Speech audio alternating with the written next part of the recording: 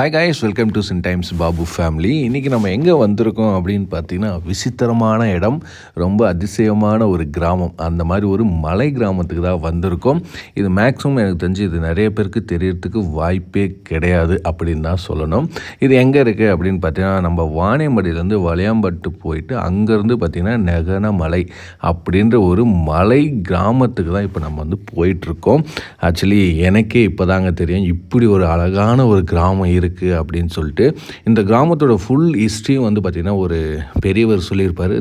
இந்த வீடியோவோட லாஸ்ட் எண்டிங்கில் நான் அதை வந்து அட்டாச் பண்ணியிருக்கேன். மறக்காமல் ஃபுல் வீடியோ பாருங்கள். அப்போ தான் இந்த ஒரு அழகிய கிராமத்துடைய முழு தகவலும் ஓரளவுக்கு உங்களால் தெரிஞ்சிக்க முடியும். ஓகேங்களா? இந்த கிராமத்துக்கு வந்து வரணும் அப்படின்னா கண்டிப்பாக இந்த கிராமத்துக்கு வரத்துக்கு வழியே கிடையாதுங்க. பல வருஷங்களாக இந்த கிராமத்துக்கு வரத்துக்கு வழியே இல்லாமல் இருந்துச்சு. இப்போ தான் ஒரு வருஷமோ 2 வருஷமோ ரீசன்ட் டேஸாக வந்து இந்த கிராமத்துக்கு வழி போட்டுட்டு இருக்காங்க.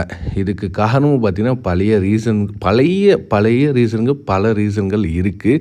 ஆனால் ரொம்ப அழகான சொர்க்க பூமி, எங்கே பார்த்தாலும் பச்சை பசேன்னு கண்ணுக்கு அழகான ஒரு இடங்கள் இருக்கிற ஒரு மலைத்தொடர்னே சொல்லலாம். இந்த மலையில் சுமார் 200 வீடுகள் மேலே குடியிருக்காங்கன்னு சொன்னால் நம்ப முடியுதா? ஆமாங்க, மேலே வந்து பார்த்திங்கன்னா இந்த மாதிரி வழியே இல்லாத ஒரு கிராமத்தில் 200 வீடுகள் இருக்குது. குறைஞ்சபட்சமே 200 வீடுகள் இருக்குது. இந்த 200 வீடுகளும் கீழே தான் வந்து பஸ் வசதியாக இருந்தாலும் சரி, மருத்துவ வசதியாக இருந்தாலும் சரி, எதுவாக இருந்தாலும் சரி, கீழே இருக்கிற வாணியம்பாடி வளையாம்பட்டு இந்த ஏரியாவுக்கு தான் இவங்க வரணும். இவ்வளோ கரடு முரடான மலைப்பாதையில் இவங்க எப்படி வந்து போகிறாங்க அப்படின்றதான் எல்லாருக்கும் ஒரு ஆச்சரியமே. ஆனால் பல காலமாக இங்கே தான் வாழ்ந்துட்டு வராங்க. அதுவும் முக்கியமாக இவங்க காட்டில் போய் விறகு வெட்டி எடுத்துகிட்டு வந்து, நம்ம திருப்பத்தூராக இருக்கட்டும், வாணியம்பாடியாக இருக்கட்டும், இந்த இடத்துலலாம் விறகு விற்று தான் இவங்க வாழ்ந்துட்டு வந்தது தான் வந்து அது பெரியவரும் சொல்லியிருந்தார்.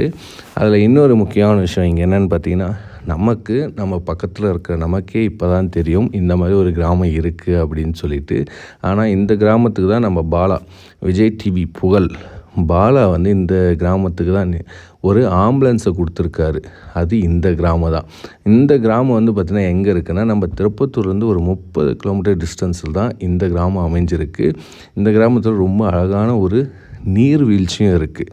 ரொம்ப அழகான நீர்வீழ்ச்சி. நீங்கள் வந்து காஷ்மீர், லடாக் இந்த மாதிரி சைடு எல்லாம் போனீங்கன்னா ஒரு நீர்வீழ்ச்சி வந்து ஒரு பழுப்பு நிறம், ஒரு ஸ்கை ப்ளூ நிறத்தில் இருக்கும் தண்ணி. அந்த மாதிரி ஒரு நீர்வீழ்ச்சி வந்து இந்த கிராமத்தில் மலையில் இருக்குது. அது நீங்கள் நடந்து தான் போகணும், வண்டியெலாம் போகும்போது வண்டி எங்கேயா நிறுத்திட்டு நடந்து போகிற மாதிரி தான் இருக்கும். ஓகேங்களா? ஸோ இந்த நடக்கிற இடம் எப்படி இருக்கும் நீங்களே பார்த்துங்க. வண்டி போகிற வழியே இப்படி இருக்குன்னா நடந்து போகிற வழி எப்படி இருக்கும்? ஸோ இந்த வீடியோ நாங்கள் எடுக்கிறதுக்கு ரொம்ப ரிஸ்க்காக தான் எடுத்தோம். ஏன்னா இப்போ நீங்கள் வீடியோவில் பார்க்குறது இவ்வளோ ஃபாஸ்ட்டாலாம் போக முடியாது. வண்டியும் வந்து அவ்வளோ சீக்கிரம் ஏறிடாது. ரொம்ப ரிஸ்க் எடுத்து, ஏன்னா இப்போ தான் ரெடி பண்ணிகிட்ருக்காங்க. அதெல்லாம் மழை காலம்லாம் வந்துச்சிங்கன்னா இந்த வழி எப்படி இருக்கும்னு உங்களுக்கு சொல்லவே தேவையில்லை. நாங்கள் போகிறதுக்கு முன்னே ஒரு வாரம் மழை இருந்தது. அது ரொம்ப ரக்கடான ஒரு பிளேஸ். ஆனால் இதெல்லாம் தாண்டி நீங்கள் அந்த ஊரை போய் பார்த்தீங்கன்னு வச்சிங்க, கண்ணில் எடுத்து ஒத்திக்கலாங்க, அந்த மாதிரி இருக்கும். இந்த ஊர்லேயும் பார்த்திங்கன்னா ஒரு ஸ்கூல் இருக்குது. 1ஆவதுலேருந்து 5ஆவது வரையும் ஸ்கூலும் இருக்குது. கோயில்களும் அழகழகான கோயில்கள் இருக்குது. 2-3 குளங்கள் இருக்குது. ஏரி குளம்லாம் இருக்குது. இங்கேயும் மேலே வந்து பார்த்திங்கன்னா சூரியகாந்தி, கேவுரு, சாமை இதெல்லாம் வந்து இங்கே விவசாயம் நார்மலாக பண்ணிட்டு தான் இருக்காங்க. ஸோ இங்கே இருக்கிற மக்களுடைய பழக்க வழக்கங்கள், அவங்களுடைய பேசுகிற ஒரு லாங்குவேஜ் இருக்குல்ல, அந்த டோன் அதெல்லாம் கேட்டுகிட்டே இருக்கலாம் பொழுது. நீங்கள் லாஸ்ட்டாக வீடியோ பார்த்தீங்கன்னா தெரியும். அதில் ஒரு பெரியவர் வந்து பேசியிருப்பார். ரொம்ப அழகாக யதார்த்தமாக பேசுவாங்க. அதுதான் ஒரு விஷயம். இங்கே வந்து பார்த்திங்கன்னா இவங்க எல்லாத்துக்குமே, ஸோ ஸ்கூலை தவிர மற்றபடி வந்து பார்த்திங்கன்னா இவங்க ஹாஸ்பிட்டல் போகணும் அப்படின்னா நம்ம வந்து கீழே தான் வந்தாகணும். நினச்சி பாருங்கள், மேலே இருக்கிறது ஒரு 200 குடும்பம் இருக்குது. கீழே மலைப்பாதையும் கிடையாது, நடந்து போகிற பாதை தான். இவங்க இத்தனை வருஷமாக ஒரு அர்ஜெண்ட் ஏதாவது ஒரு அவசர உதவினா இவங்க எப்படி வந்திருப்பாங்க? இந்த வழியில் 2 வீலர் போகிறதே பெரிய விஷயம். சிங்கிளாக போகிறதுனா கூட தடன்னு போயிடலாம். ஆனால் ஒரு அவசர உதவி, ஒரு அவசர தேவை மருத்துவமனைக்கு போகணும் அப்படின்னா இவங்களாம் எப்படி போயிருப்பாங்க, எப்படி வாழ்ந்திருப்பாங்க, எந்த மாதிரியெல்லாம் இருந்திருப்பாங்க அப்படின்னு சொல்லிட்டு நம்ம வண்டியே பார்த்திங்கன்னா ரொம்ப கஷ்டப்பட்டுச்சு. அந்த வண்டிக்கெல்லாம் வாய் இருந்துச்சுன்னா கதறி கதறி அழுந்திருக்கும். அந்த அளவுக்கு வந்து நம்ம கொடுமை பண்ணிட்டோம் அப்படின்னு கூட சொல்லலாம். ரொம்ப மேலே வந்ததும் பார்த்திங்கன்னா, இப்படி ஒரு கிராமம் இருக்கா மேலே, நாம் கீழே எப்படி இருக்கோமோ அதை விட டபுள் மடங்காக சந்தோஷமாக இருக்காங்கன்னே சொல்லலாம். ஒரு நெட்வொர்க் வந்து கிடையாது, ரொம்ப ரேர் நெட்டு கிடைக்கிறதில்ல அவங்களுக்கு. எங்கே பார்த்தாலும் பச்சை பசேன்னு. அதுவும் மட்டுங்கன்னா அந்த பெரியவர் சொல்லியிருப்பார், இந்த இடத்துல 6 மாதம் நல்ல விளைச்சல் இருக்கும், நல்ல பச்சை பசேன்னு இருக்கும், சொர்க்கமாக இருக்கும் அப்படின்னு சொல்லியிருந்தார். அது வேணால் உண்மை தான். ஏன்னா மலையில் வந்து பார்த்திங்கன்னா தண்ணியெல்லாம் கீழே தான் இருக்கும். அதுக்கப்புறம் மழை பெஞ்சா தான் இங்கே வந்து விவசாயம் வெள்ளாமை எல்லாம் பண்ணுவாங்க. மற்றபடி எதுவும் பண்ண மாட்டாங்க அப்படின்னும் சொல்லியிருந்தார். அவர் சொல்ல எங்களுக்கு பயங்கரமாக புல்ல அரிச்சிச்சு, ஆச்சரியமாக இருந்தது. ஓ மை காட், இப்படி ஒரு கிராமம் இருக்கிறது நமக்கு பக்கத்துலேயே இருக்கும், நமக்கு தெரில. ஆனால் பாலா வந்து போயிருக்காரு அப்படின்றபோது ரொம்ப சந்தோஷமாக இருக்குது. இந்த ஊரோட என்ட்ரன்ஸ் நம்ம இப்போ வந்திருக்கோம். இதுதான் வந்து பாலா வாங்கி கொடுத்த ஆம்புலன்ஸ். இங்கே அந்த என்ட்ரன்ஸ்லேயே நிற்க வச்சுருக்காங்க. மலையில் இப்படி ஒரு தெரு இருக்குதுன்றது செம்ம ஆச்சரியமாக இருக்குது. படத்தில் பார்க்குற மாதிரி ஒரு ஃபீலாக இருந்தது. பயங்கர தெருவுங்க. நம்ம ஊர்லலாம் எப்படி இருக்கும், கிராமத்தில் வந்து ஒரு தெரு இருக்கும், கோயில் இருக்கும், அங்கே ஒரு தண்ணி டேங்க் இருக்கும், இந்த விஷயம்லாம் இருக்குல்ல. அதை பார்க்கும்போது அதை கடந்து போகலாம் அப்படின்ட்டு தான் நாங்கள் திரும்பவும் இன்னும் வழி இருந்தது. ஸோ கொடி வழியாக போவோம் இல்லைங்களா, வரப்பு வழி.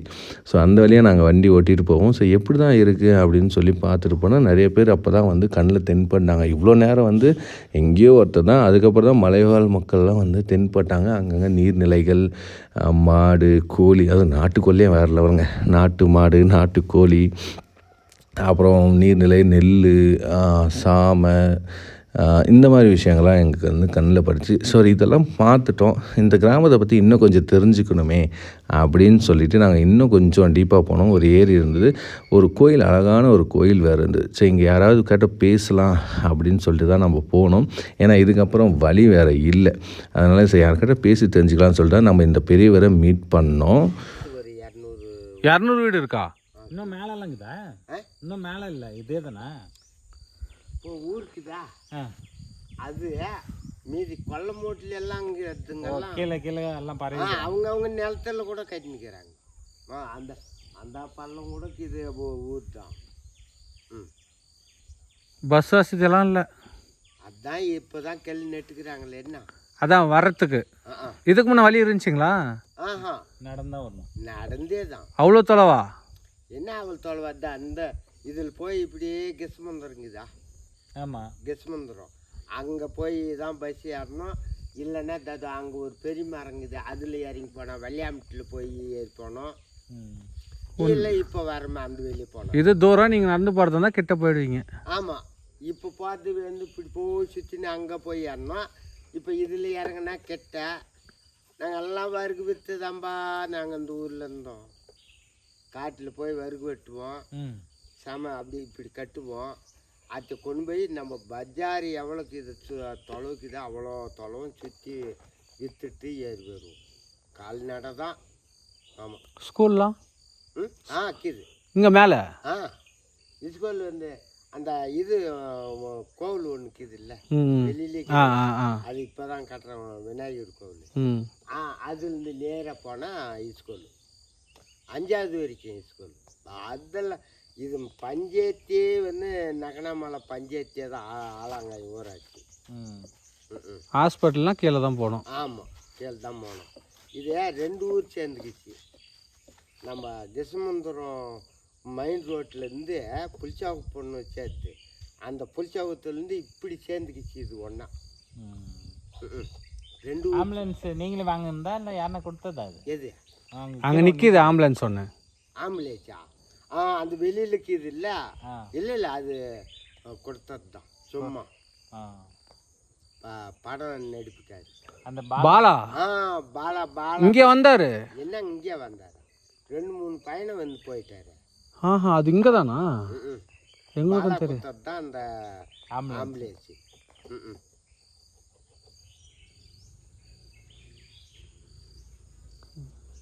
இங்கே நெல் விவசாயம்லாம், நெல், கேவுரு, நெல்லும் நெல் சாமை கம்பு அதாவது அந்த தட்டுக்கு இருப்பார் அது கம்பு எல்லாம் விளையுது. மழை பெஞ்சாதான், மழை பெய்யலைன்னா எதுவும் இல்லை, காஞ்சி போயிடும். ஆமாம் காஞ்சிது.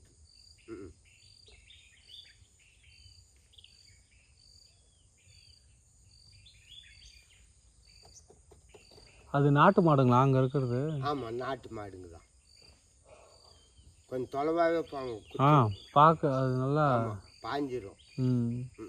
இந்த பெரியவர் சொன்ன மாதிரி இன்னும் கொஞ்சம் தூரம் போனீங்கன்னா நீங்கள் சுற்றி பார்க்கலாம், நிறைய இடங்கள் இருக்குது. ஆனால் கீழெல்லாம் போகிறதுக்கு வாய்ப்பு இல்லை அப்படின்னாங்க. சரி நாங்களும் அந்த ஏரி வழியாக ஒரு வழி இருந்தது, அந்த வழியாக போயிட்டு அப்படியே சுற்றி பார்த்தா கீழே இருக்கிற வாணியம்பாடியாக இருக்கட்டும், ஏலகிரியாக இருக்கட்டும், சுற்றி இருக்கிற எல்லாமே நமக்கு கீழே அவ்வளோ அழகாக ஃபாக் லைட்டாக அப்படியே வேறு லெவலில் இருந்துச்சு.